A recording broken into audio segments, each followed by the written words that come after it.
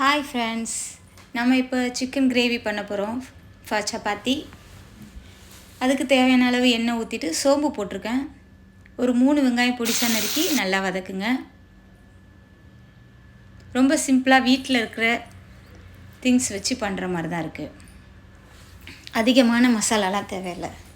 தேவையான அளவு சால்ட்டு போட்டு நல்லா வதக்குங்க.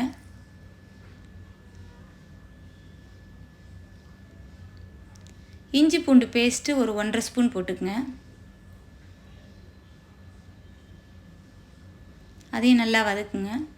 நான் 1/4 கிலோ சிக்கன் தான் செய்ய போகிறேன். அதுக்கான அளவு தான். நீங்கள் எந்த அளவுக்கு சிக்கன் வாங்குறீங்களோ அதுக்கேற்ற மாதிரி நீங்கள் அதிகப்படுத்திக்குங்க.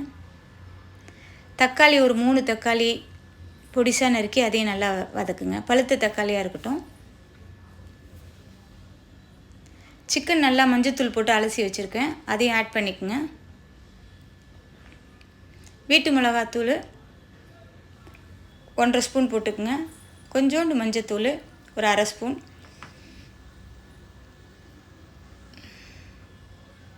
ஒரு சின்ன ஸ்பூனில் 1 ஸ்பூன் கரம் மசாலா. இப்போ எல்லாத்தையும் நல்லா வதக்குங்க. கொஞ்சமாக தண்ணி ஊற்றிங்க. நம்ம சிக்கன்லேயும் தண்ணி வரும், ஸோ கொஞ்சமாக ஊற்றிக்குங்க.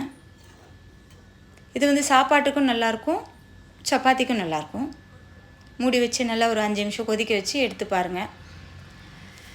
நடுவில் கிண்டிக்குங்க.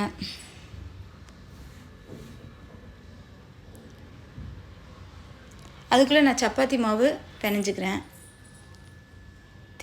தேவையான அளவு மாவு எடுத்துக்கிட்டேன். சால்ட்டு, வெறும் தண்ணி தான், பச்சை தண்ணி தான், வேறு எதுவுமே நம்ம ஆட் பண்ண தேவையில்லை.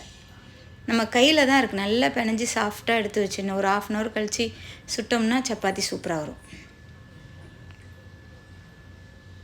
ஒரே ஒரு ஸ்பூன் எண்ணெய் மட்டும் லாஸ்ட்டாக தடவிட்டு நல்லா பிணைஞ்சிட்டு அப்படியே உருட்டி வச்சுருங்க. ஒரு 1/2 hour கழித்து எடுத்து சுடுங்க, நல்லாயிருக்கும் சப்பாத்தி. இப்போ நம்ம சிக்கன் ரெடி ஆகிடுச்சான்னு பார்ப்போம்.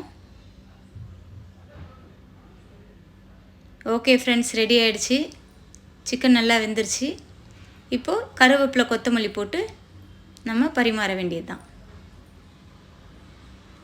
சொன்னதில் ஏதாவது குறைகள் இருந்தால் தவிர்த்துடுங்க. Thank you so much. நம்ம சிக்கன் ரெடி.